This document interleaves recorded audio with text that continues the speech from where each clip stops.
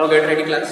और आज हम लोग का टॉपिक है multiple images in a thick plane mirror. यानी कि आज हम लोग पढ़ने वाले हैं कि हम लोग एक मोटा सा मिरर लेंगे जिसके अंदर उसका कुछ रिफ्रैक्टिव इंडेक्स भी बनेगा।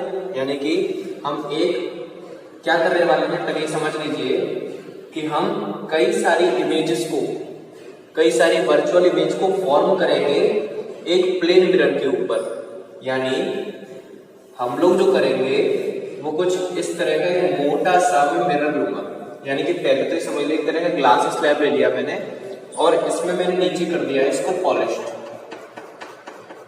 और मल्टीपल इमेजेस का मतलब है कि हम इधर एक स्क्रीन लगाएंगे और कई सारी वर्चुअल इमेज बनाने वाले हैं। यहाँ पर एक पॉइंट रखेंगे जो कि कई सारी यहाँ पर नीचे इमेज बनाने वाला है। आपकी बुक में सब कुछ दिया हुआ है, लेकिन यहाँ पर मैं आपको पूरी तरह से समझाऊंगा इसको किस तरह से करना है इसको। तो शुरू करते हैं। सबसे पहले मैंने क्या किया कि कुछ रिफ्रैक्टिव इंडेक्स का यहाँ पर मैंने ले लिया बच्चों मिरर, ठीक है ना। यानी कि एक रे आएगी और यहाँ पर आके अंदर एक बेंड भी होगी, ठीक है ना।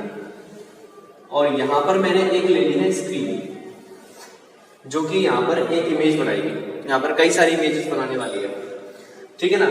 तो मैंने क्या किया, सबसे पहले मैंने यहाँ पर माना इसको ए पॉइंट, यानी कि मैंने कोई ऑब्जेक्ट रखी हुई है, पिन लगाई है थंबनेल पे जो कि ए पॉइंट पर लगाई हुई है। इसके बाद क्या कर रहा है हमको कि देखिए अब ये क्या करेगी कि सीधे सीधे इसमें से रे आना स्टार्ट करेगी। यानी कि हम कई सारी इमेज बनाने वाले हैं यहाँ पर इसकी मदद से। चलिए शुरू करें। ए पॉइंट क्या करेगा कि सबसे पहले अपनी इमेज, अपनी रे ऑफ लाइट इधर लेकर आएगा। सबसे पहला काम ये होगा हम लोग, और देन ये नॉर्मल से थोड़ा सा अंदर मुड़ जाएगी। अब एक इंपॉर्टेंट बात यहां पर मैं आपको बता दूं कि कुछ अमाउंट में यानी लगभग 4% के आसपास जो रे होगी वो रिफ्लेक्ट भी हो जाएगी। लेकिन ये 4% अगर रिफ्लेक्ट हो गई तो 96% अंदर ये क्या हो जाएगी, रिफ्रैक्ट हो जाएगी। और देन इसके बाद में ये यहाँ पर एक वर्चुअल इमेज फॉर्म करेगी। ये जो इमेज है यहाँ पर बहुत धुंधली सी इमेज फॉर्म करेगी, क्योंकि 4% वाली इमेज, वर्चुअल इमेज बहुत धुंधली बनाएगी, यानी 4% के अमाउंट में ही बनाएगी। तो यहाँ पर A1 इमेज बनी। ये देखिए यहाँ पर A1 इमेज वर्चुअल इमेज बनेगी और कैसी बनेगी, बहुत धुंधली इमेज बनेगी। उसके बाद ये 96% इसमें क्या हुआ, रिफ्लेक्ट हुई, रिफ्रैक्ट हो गई। इसके बाद में ये यहाँ से टकरा करके क्योंकि नीचे से पॉलिश्ड है, यहीं पर क्या करेगी, इधर जाकर टकराएगी, क्योंकि भाई रिफ्लेक्ट होगी यहाँ पर पूरी की पूरी जो इमेज। इसके बाद में ये क्या करेगी, फिर दोबारा से नॉर्मल से दूर जाने की कोशिश करेगी। यहाँ पर कुछ अमाउंट में रिफ्लेक्ट बैक हो जाएगी, लेकिन यहीं पर क्या चलता रहेगा, ये जो इमेज बनाएगी क्योंकि 96% है, तो यहाँ पर इसकी जो वर्चुअल इमेज बनेगी यानी कि A2 जो इमेज बनेगी वो वेरी वेरी ब्राइटेस्ट होगी, यानी कि सबसे ज्यादा ब्राइटेस्ट इमेज बनने वाली है हम लोगों की A2 इमेज। देन इसके बाद क्या होगा, आगे चलते रहेगा कुछ इस तरह से रिफ्लेक्शन, और धीमे धीमे करके इसकी जो इमेज है वो धुंधली होती चली जाएगी, ठीक है ना। देखिए इस तरीके से यहाँ पर ये एक और इमेज बनाएगा, ये इस तरीके से ये जो पॉइंट है वो यहाँ पर एक और इमेज बनाएगा A3, वो और धुंधली बनेगी। हमने देखा कि A1 पर जो इमेज बनी वो 4% की वजह से बहुत धुंधली बनी, यानी ब्लर्ड इमेज थी वो। उसके बाद में रिफ्लेक्ट हुआ, रिफ्लेक्ट होने के बाद में ये वर्चुअल इमेज बनेगी A2, क्योंकि 96% ही क्या हो रहा है, वर्चुअल इमेज बना रही है 96% वाली रे। तो यहाँ पर क्या हो जाएगा, A2 जो बनेगी सबसे ज्यादा ब्राइटेस्ट बनेगी और आगे चलती फिर ये धुंधली होती चली जाएगी, यानी कि A3, A4, A5 धुंधली होती चली जाएगी। तो आप सभी को ये बात समझ में आई कि हमने कैसे बनाया मल्टीपल इमेज प्लेन मिरर, ठीक है ना। तो इस तरह से हम लोग का ये टॉपिक था कि हमारी इमेज जब मोटा ग्लास हो, थिक ग्लास हो, तो उसमें वर्चुअल इमेज किस तरह की बनती है। और इसके साथ में आज हम लोग का जो ये पार्ट 1 था उसका एक आखिरी टॉपिक बचा था और वो हमने क्लियर कर लिया। इसके बाद में जो हम लोग शुरू करने वाले हैं वो आएगा हम लोगों का प्रिज्म, जिसमें हम एंगल ऑफ डेविएशन समझेंगे। क्लियर, जिसमें हम लोग एंगल ऑफ डेविएशन समझने वाले हैं। चलिए स्टार्ट कर लेते हैं प्रिज्म के बारे में।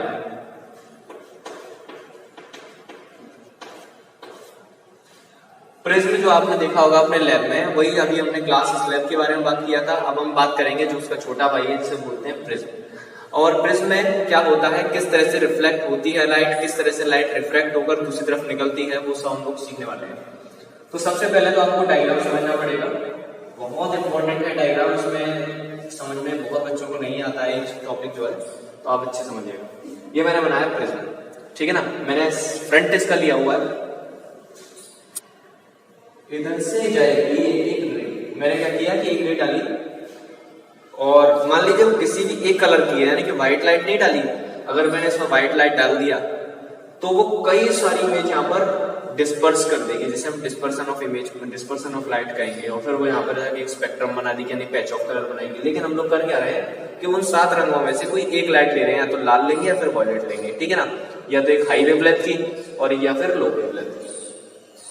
मैंने क्या किया कि नॉर्मल वेवलेंथ की एक लाइट ले ली, देन वो क्या करेगी, सबसे पहले कुछ मैं इस तरह से डालूंगा, ठीक है ना।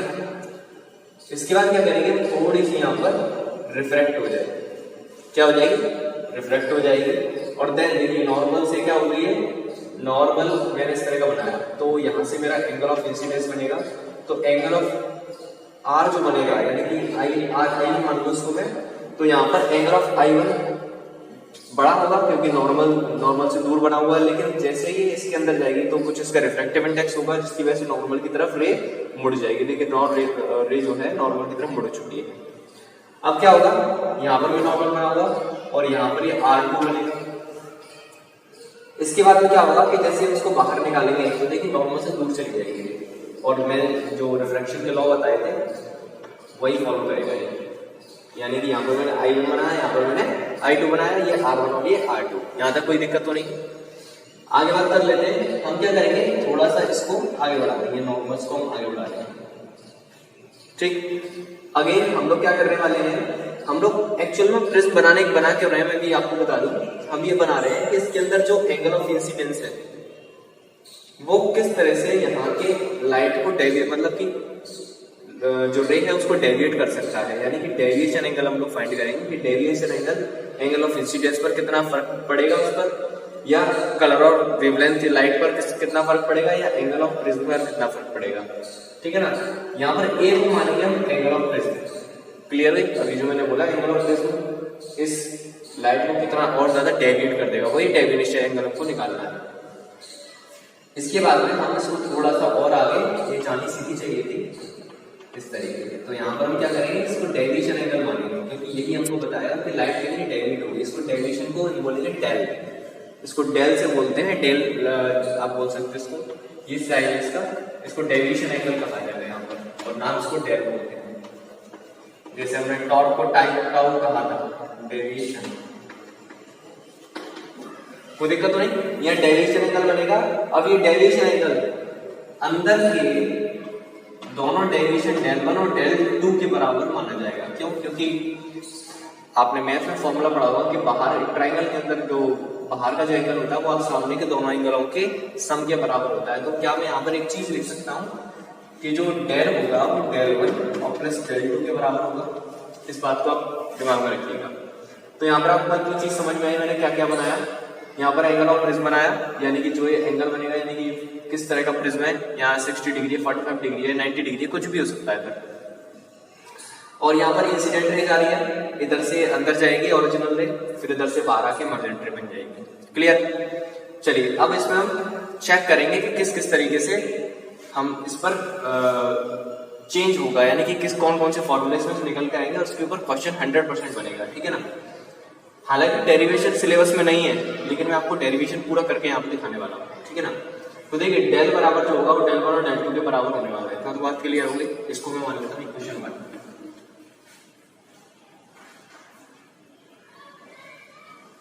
इसके बाद में ये इक्वेशन 1 हो जाएगी। यहां पर आप देख सकते हैं, मैं इसको कुछ नाम दे देता हूं, इसको P बोल देता हूं, इसको Q बोल देता हूं, इसको R बोल देता हूं। ये P Q R और ये तो है ही। क्लियर? तो P Q R यानी कि ये वाला जो एंगल होगा, ये एंगल R1 और R2 के बराबर माना जाएगा। राइट? तो क्या मैं लिख सकता हूं कि angle P Q R is equal to R1 plus R2। इसको भी मैं लिख लेता हूँ क्वेश्चन 2 मार्क इक्वेशन 2। यहाँ पर आप देख सकते हैं एक I1 जो है ये लाइन और ये लाइन एक दूसरे को क्रॉस कर रही है, तो यहाँ पर दोनों एंगल वर्टिकल अपोजिट एंगल बनेंगे। I1 is equal to del 1 plus R1, क्योंकि आपने पढ़ा था मैथ में कि वर्टिकल अपोजिट एंगल जब बनते हैं जब दो लाइन एक दूसरे को क्रॉस करती हैं, ठीक है ना। तो यहाँ पर मेरे पास दो इक्वेशन निकल के आएंगे कि I1 इज इक्वल टू बनेगा मेरे पास del 1 प्लस R1 और I2 इज इक्वल टू निकल के बनेगा मेरे पास del 2 प्लस R2। ये थर्ड इक्वेशन मानूंगा, इसको फोर्थ मानूंगा मैं। अच्छा, इसको अभी नहीं मानेंगे, अभी इसको सॉल्व भी करेंगे क्योंकि हमको del 1 और del 2 की वैल्यू चाहिए होगी यहाँ से। तो देखिए यहाँ से del 1 निकाल लीजिए, तो ये जो del 1 सॉल्व होकर आएगा is equal to I1 minus R1 निकल कर आएगा। अगेन del 2 जो निकल के आएगा वो I2 माइनस R2 निकल के आएगा। इसको मानेंगे हम थर्ड और फोर्थ इक्वेशन। यहाँ तक कोई प्रॉब्लम तो नहीं आई? आपको अगर प्रॉब्लम आए तो इसको दोबारा से रिपीट करके देखिए, ठीक है ना। I1 और I2 मैंने क्या किया, ऐसे del 1 और del 2 की वैल्यू ऐसे निकाल दी। अब मैं del 1 del 2 इसकी जब पुट करूंगा, क्योंकि हमको डेविएशन एंगल का पता करना है, तो मैं I2 और ये दोनों वैल्यूज में पुट करूंगा वैसे भी, ठीक है ना। चलिए, तो del बराबर जो हो जाएगा वो del 1 और प्लस del 2, और इसके बाद में I1 del बराबर I1 माइनस R1 और प्लस I2 माइनस R2। इतनी बात क्लियर। अब इनको क्या करूंगा, मैं साथ में ले लूंगा, यानी del is equal to I1 plus I2 minus R1 minus R2, ठीक है। इसके बाद में del इज इक्वल टू आएगा I1 plus I2 minus common लेने के बाद R1 प्लस R2। ये हम लोगों के लिए पांचवी इक्वेशन बन गई। मेरे पास इतनी चीज आ गई और ये बहुत इंपॉर्टेंट है, ध्यान रखिए कि डेविएशन एंगल I1 और I2 के ऊपर भी फैक्टर डलेगा उससे, और जो रिफ्लेक्टेड एंगल है उनके ऊपर भी, उनके ऊपर फर्क पड़ने वाला है। इतनी बात क्लियर हो गई। इसके बाद मैं आगे करने वाला हूं। देखिए अब यहाँ पर मैंने जो एक PQR एंगल लिया है इसका भी वजह है, क्योंकि हमको एंगल ऑफ प्रिज्म भी इसके अंदर इंक्लूड करना है, इसलिए मेरे को ये लेना पड़ेगा। तो देखिए आपको एंगल ऑफ प्रिज्म ये वाला और सामने वाला एंगल, इन दोनों का सम कितना होता है बच्चों, 180 डिग्री होता है। ध्यान रखिए एक क्वाड्रिलेटरल बन रहा है, क्वाड्रिलेटरल में देखिए ये 90 डिग्री, ये 90 डिग्री बिकॉज ये नॉर्मल से नॉर्मल 90 डिग्री पर बनते हैं। तो एंगल A और एंगल Q, तो A plus angle PQR is equal to होगा 180 डिग्री, और angle PQR is equal to हो जाएगा 180 माइनस A। ये इसको मैं मानता हूँ सिक्स्थ इक्वेशन, ठीक है ना। Angle PQR is equal to आएगा 180 माइनस A, और यहाँ पर मैंने PQR बराबर R1 प्लस R2 माना, तो मैं बाय सेकंड और सिक्स्थ लेकर इन दोनों को इक्वल रख सकता हूँ, यानी कि 180 minus A is equal to R1 plus R2, ठीक है ना। अच्छा एक चीज जैसे मिस्टेक हुई है यहाँ पर, PQR एंगल R1 R2 के बराबर नहीं होगा, एक्चुअली में तीनों का sum angle PQR plus R1 plus R2 is equal to होगा 180 डिग्री का। PQR plus R1 plus R2 equal to 180 degree, यानी कि हमारे पास यहाँ सेकंड इक्वेशन से हमारे पास निकल के आएगा एंगल की बाय इक्वेशन सेकंड, हम लोग के पास निकल के आएगा एंगल PQR। तो angle PQR is equal to 180 minus R1 plus R2, मैंने इसको ब्रैकेट में ले लिया, ठीक है ना। तो ये मेरे पास सेवेंथ इक्वेशन बन के आएगी। अब देखिए सिक्स्थ और सेवेंथ को हम कंबाइन करेंगे, यानी कि इन दोनों वैल्यूज को इक्वल रख देंगे, तो हमारे पास A की वैल्यू निकल के आ जाएगी, यानी 180 minus A is equal to 180 minus R1 plus R2। और देखिए यहाँ से 180 से 180 कैंसिल, माइनस से minus cancel, angle A is equal to आ गया R1 प्लस R2। ये बहुत इंपॉर्टेंट इक्वेशन है, तो मेरे पास ये इक्वेशन निकल के आ गई, इसको मैं 8th इक्वेशन मान लेता हूँ।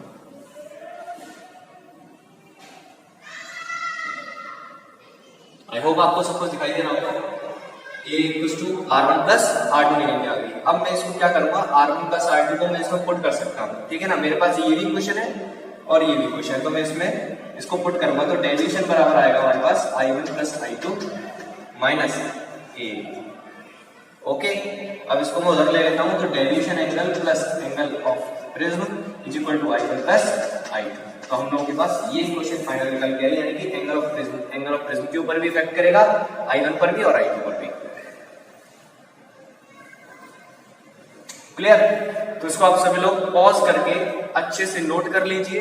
इसमें मैं किस तरीके से लेकर आया हूँ। वैसे अगर आपको डेरिवेशन याद हो जाए तो बहुत अच्छी बात है, क्योंकि इसमें हर चीज आपको समझनी पड़ेगी कि अगर मैंने एंगल I1 कुछ मान लिया तो कितना डेविएशन होगा, ये यहाँ पर फर्क करेगा। यानी कि अगर मैंने इसको 30 डिग्री पर डाला इसको I1 को, और 30 डिग्री पर डालने के बाद क्या हुआ कि डेविएशन एंगल में कितना फर्क आया, तो ये भी यहाँ पर इस फॉर्मूले से हम लोग निकालने वाले हैं, ठीक है ना। और ये डेविएशन एंगल सबसे मिनिमम कब होने वाला है, तो वो भी हम लोग निकालने वाले हैं, ठीक है ना। तो सबसे पहले हम रिलेशन निकालेंगे एंगल ऑफ इंसिडेंस में और डेविएशन एंगल में, दोनों के बीच में हम देखेंगे फैक्टर्स क्या क्या अफेक्ट करते हैं, ठीक है। तो मैं इसको रफ करने वाला हूँ, अब इसे नोट कर लीजिएगा।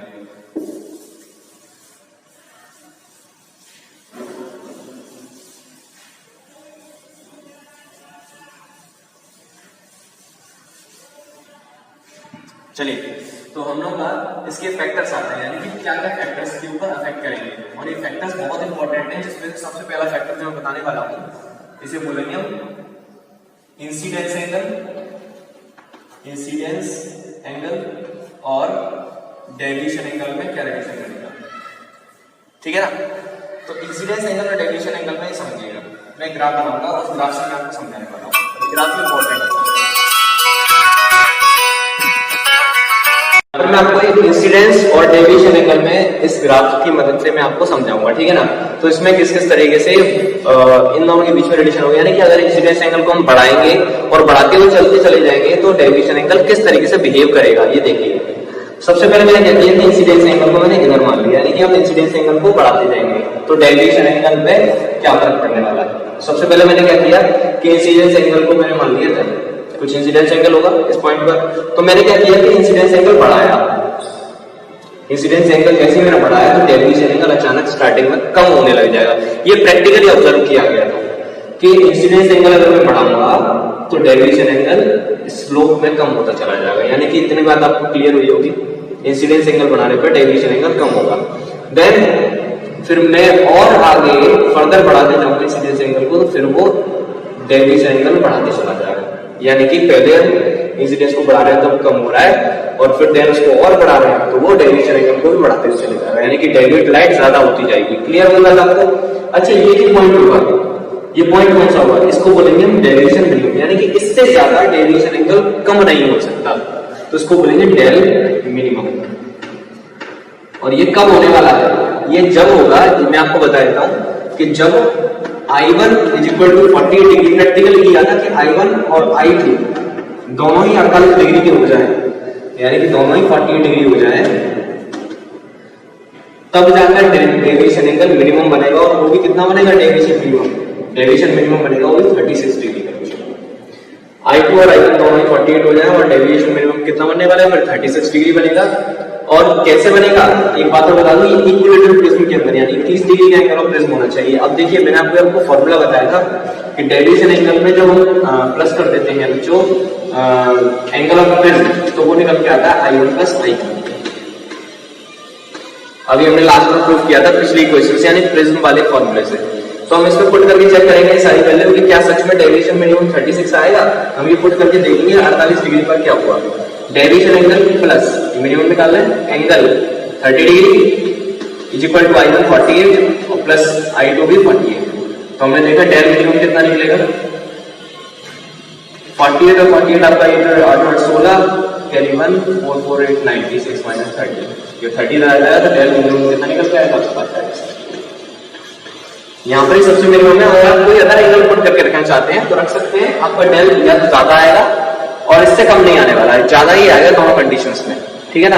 आपके बुक में भी दिए हुए हैं और ये पेज नंबर मैं आपको बता देता हूं, ये पेज नंबर 83 पर जो सेलेना की बुक है और 2020 की बुक है, उसमें आपके पेज नंबर 83 पर, सॉरी 84 पर 85 पर दिए हुए हैं। 85 पर आप लोग तीन तरह के प्रिज्म दिए हुए हैं, जिसमें एंगल I1 70 डिग्री, फिर I2 33 डिग्री बोला गया है, उसके बाद एंगल ऑफ प्रिज्म बढ़ा हुआ है उसके अंदर, डेविएशन एंगल बढ़ा हुआ है। तो इस तरह से आप उनको देख सकते हैं।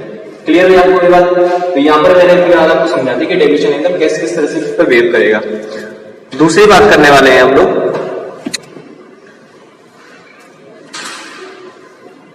अगला फैक्टर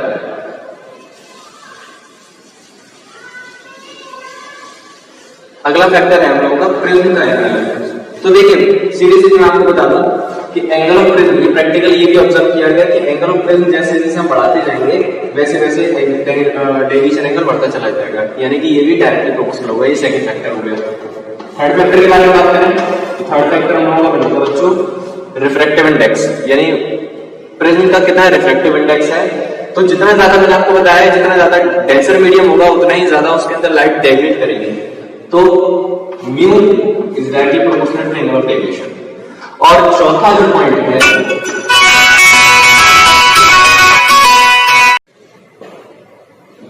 तो थर्ड फैक्टर हम लोगों का आता है कलर और वेवलेंथ ऑफ लाइट। और ये मैंने आपको पिछले बार भी बताया था कि कलर और वेवलेंथ ऑफ लाइट किस तरह से अफेक्ट करती है। मैंने आपको बताया था कि अगर वेवलेंथ ज्यादा हो, यानी कि रेड कलर की अगर लाइट हो तो डेविएशन बहुत कम होता है, यानी कि इसको हम यूनिवर्सल प्रोपोर्शन लिखेंगे एंगल ऑफ डेविएशन, यानी कि डेविएशन बहुत कम होगा क्योंकि लाइट रेड लाइट की एंगल ऑफ जो वेवलेंथ होती है वो बहुत ज्यादा होती है।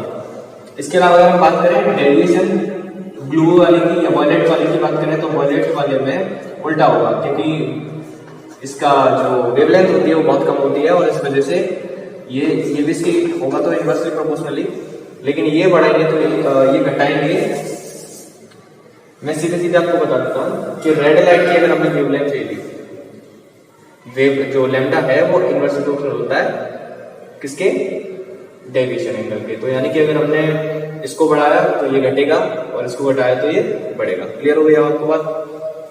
यहाँ पर हम लोगों की 4 केसेस है और ये 4 केसेस को आप लोग नोट कर लीजिए और इसके बाद मैं इसको रफ करता हूँ।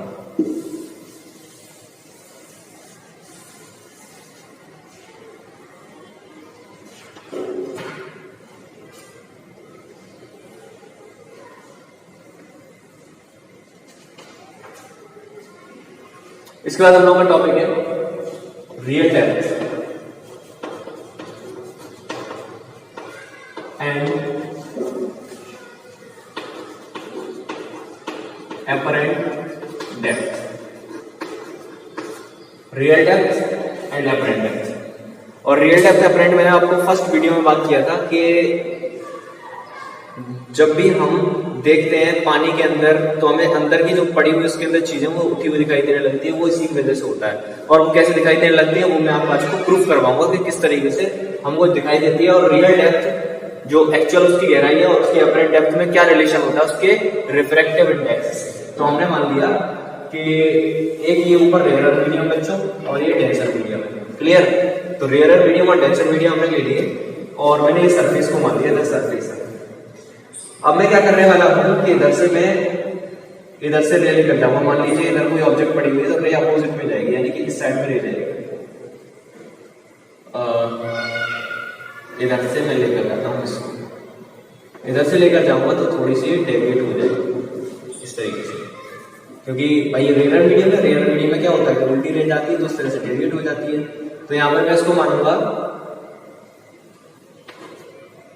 ये एंगल ऑफ इंसिडेंस बनेगा, ये एंगल ऑफ रिफ्लेक्शन बनेगा। इतनी बात आपको क्लियर हुई।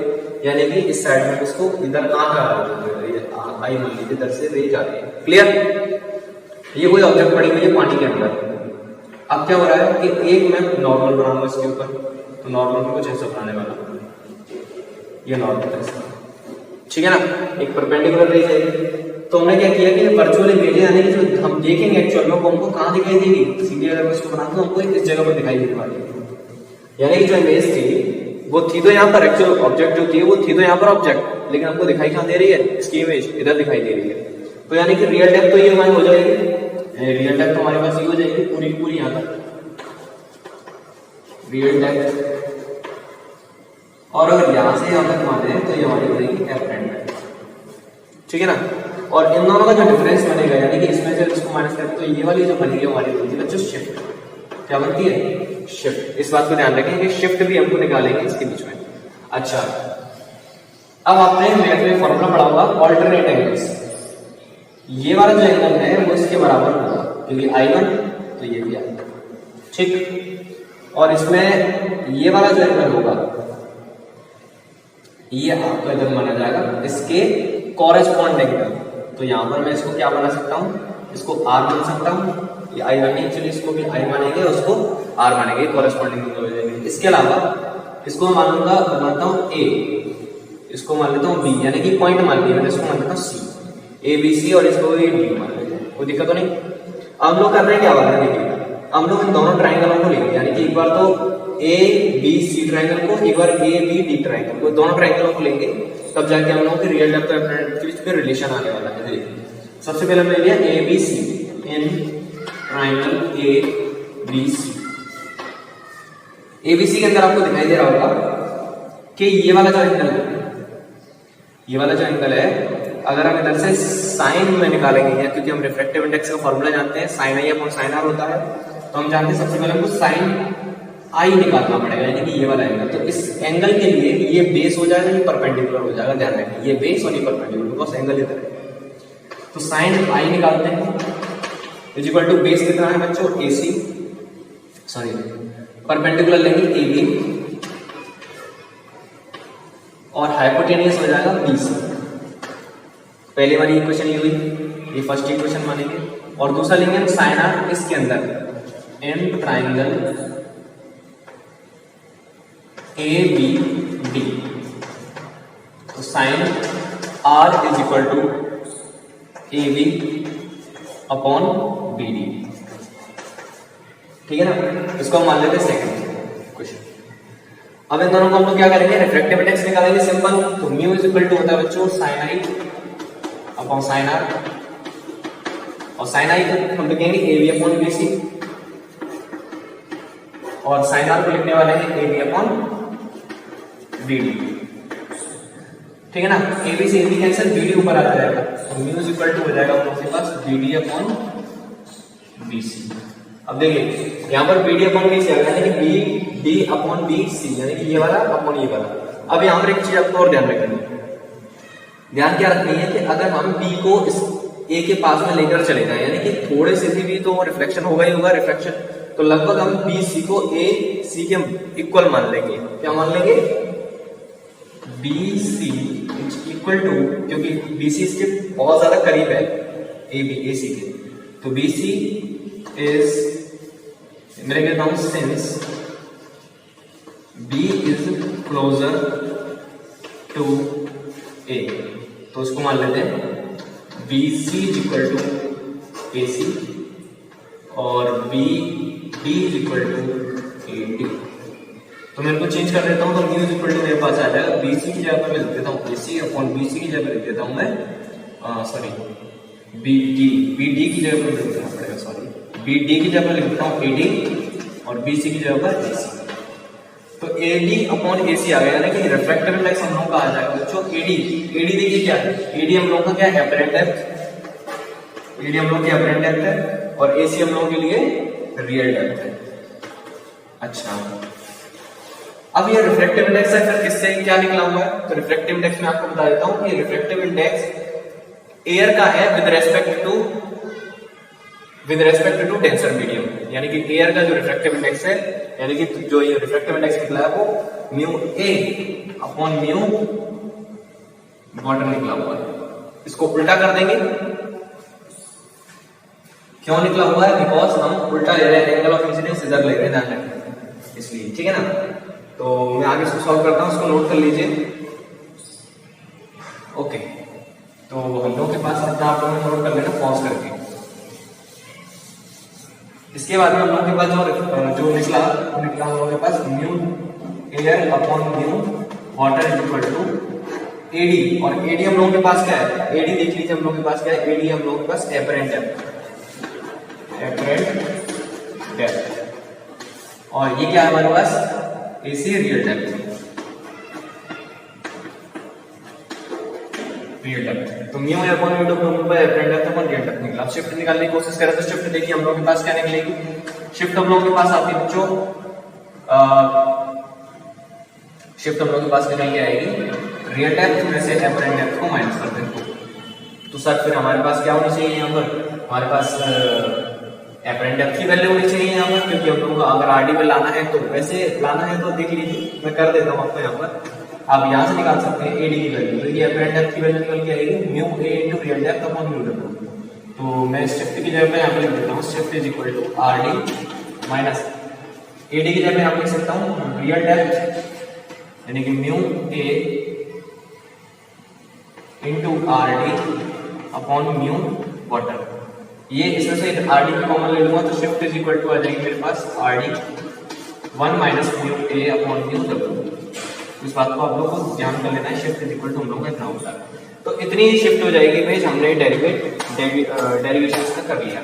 इसको नोट कर लीजिए और ये फॉर्मूला आपको बहुत याद रखना है कि mu is equal to mu air upon mu water equal to होता है apparent depth upon real depth. और अगर हम म्यू डायरेक्ट निकाले यानी कि डेंसर मीडियम का म्यू निकाले तो RD upon AD real depth upon apparent depth आ जाएगा। क्लियर? किन किन बातों पर डिपेंड कर रहा होगा अब यहाँ पर सबसे इंपॉर्टेंट है किन किन बातों पर डिपेंड करेगा। तो सबसे पहले तो ये कि सबसे पहले इस बात पर डिपेंड करेगा कि मीडियम का ये डेंसर है कितना। जितना ये डेंसर होगा उतना ज्यादा इस पे डेविएशन मतलब उतना ज्यादा इसका शिफ्ट बनेगा, यानी जितने ज्यादा गहरी चीज होगी उतना ज्यादा उसके ऊपर डेविएशन एंगल बनेगा। दूसरी बात ये बनेगा तुम्हारा शिफ्ट के ऊपर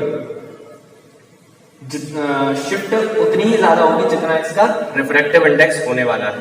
क्लियर? दूसरा मैंने आपको कलर के लिए बताऊं, जो कलर और वेवलेंथ ऑफ लाइट होगी वो जितनी ज्यादा होगी उतनी कम डेविएट करेगा और जितनी कम होगी उतनी ज्यादा डेविएट करेगा। ठीक है ना? मीडियम कितना ठीक है, यानी कि पानी अगर हमने ज्यादा भरा हुआ है तो ज्यादा डेविएट करेगा और कम भरा हुआ तो कम डेविएट करेगा। क्लियर? यानी शिफ्ट जब ज्यादा होगी जब ये पानी ज्यादा भरा होगा और कम जब होगी जब कम होगा। ठीक है ना? तो मैं लिख देता हूं यहां पर, इसको रफ कर देता हूं।